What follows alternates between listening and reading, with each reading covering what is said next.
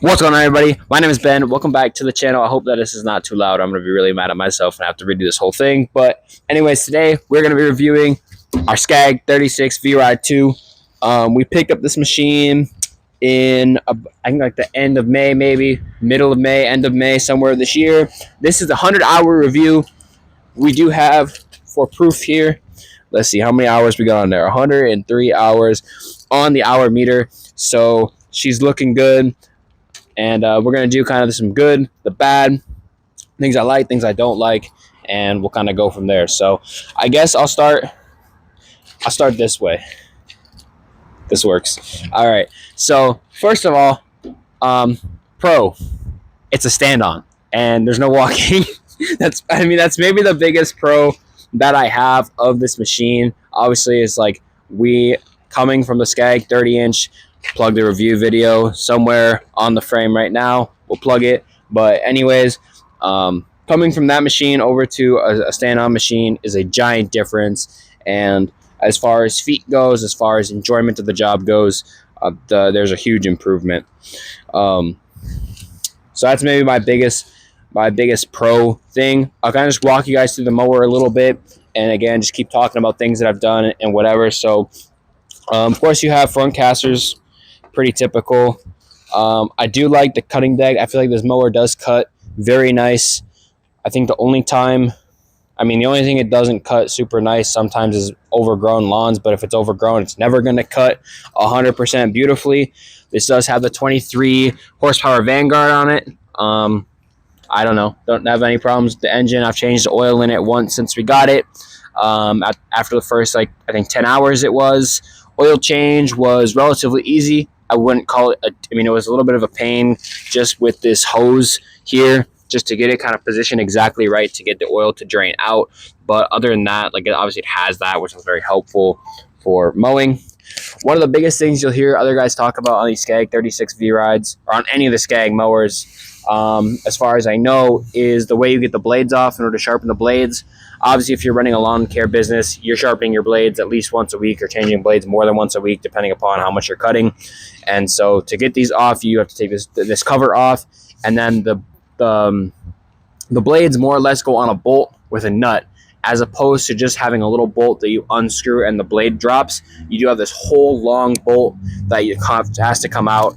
So it's a little bit of a pain, but honestly, I don't really mind it that big of a deal. This is all I've ever known, of course, for stand-on mowers. So, I'm not really complaining about that or anything. Other than that, this is your height adjust. I love the height adjustment. I also really love this chrome silver handle. I think it looks really sick, but you just pull back, drop. Easy as that. 4.5 to 1.5 inches of cut height. So I guess up here is basically about 5 inches probably, if I had to guess, when you don't even have it dropped. It's a pretty good sized gas tank. We cut about 40 lawns a week right now, more, give or take. This thing's cutting a majority of those lawns, call it 35 lawns a week, just for simplicity of a number. And I would say sometimes we are running out of gas by the end of the second day that we mow, which is we only mow 2 days a week. So by the last of those properties, we may be running out of gas. We may have to refill the gas tank up to a quarter or half tank to get to the last couple properties with our sure can. But for the most part, it does pretty good. Cushions, comfortable. Operator platform, got some spring. It's good and comfortable.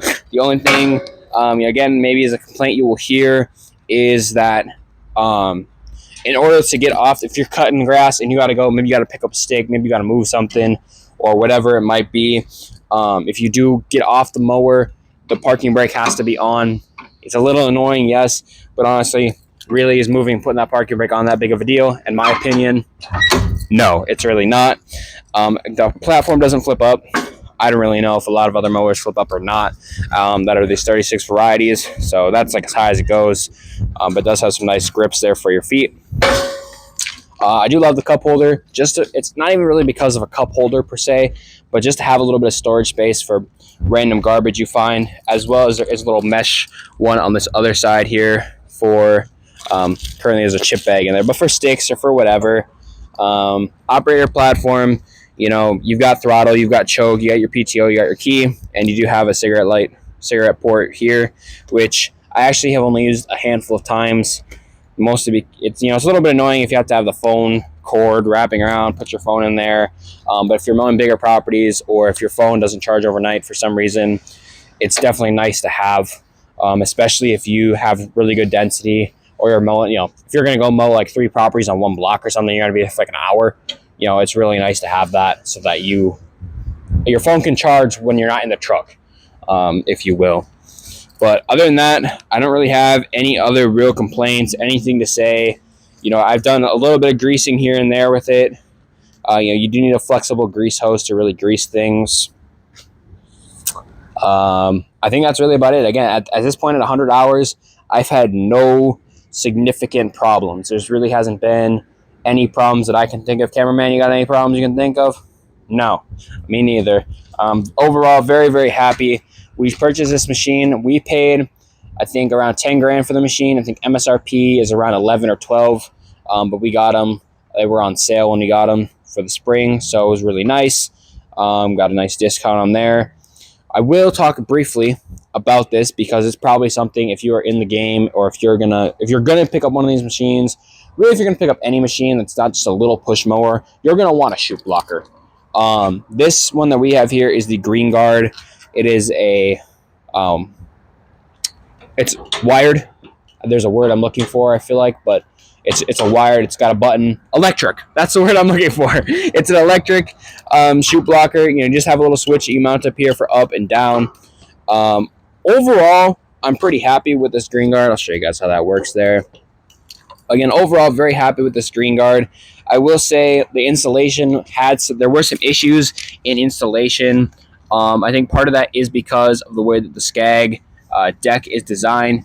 I'll kind of dig this out, and you guys can maybe see a little bit, but there is like this bracket, this weld in here that I think a lot of other mower decks don't have this, and that's where your normal like side discharge little blocker thing comes out, and because of that, it's like kind of difficult.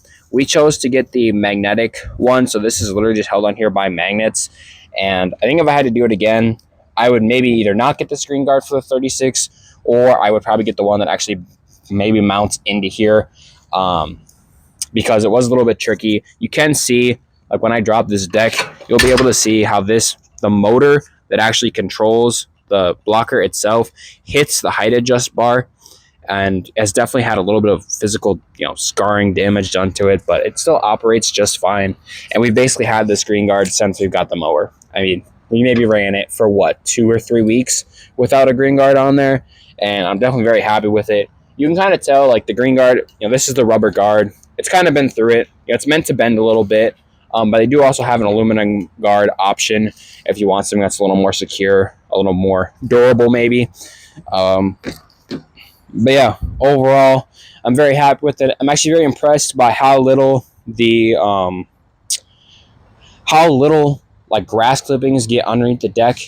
With even some of these lawns we cut that are super overgrown, super wet, super nasty. The Scag 30, for comparison, builds up grass clippings like crazy. Every week, there is an inch thick, practically ½ inch to an inch thick of grass clippings all over the deck, no matter what we do. And we don't even know how to use the thing.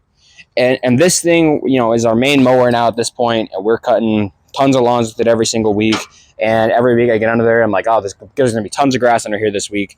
And there never is. I maybe have to knock off one little bundle of grass, if you will, every week. So overall, very happy with this mower. I would definitely, at this point, would recommend. I know a lot of guys talk about Scag. They say that Skags, they break, or they're not very well built, things like that. Again, this is my first time with this Scag 36, not the 30. First time with the Vride, first time with any stand-on mower, really. So I don't really have a lot of comparison for it.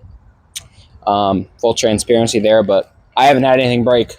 I have had to go to the dealer for parts for this 30 a few times, but that's not what this video is about. This video is about 36. Haven't had any problems with it. 100 hours is kind of breaking.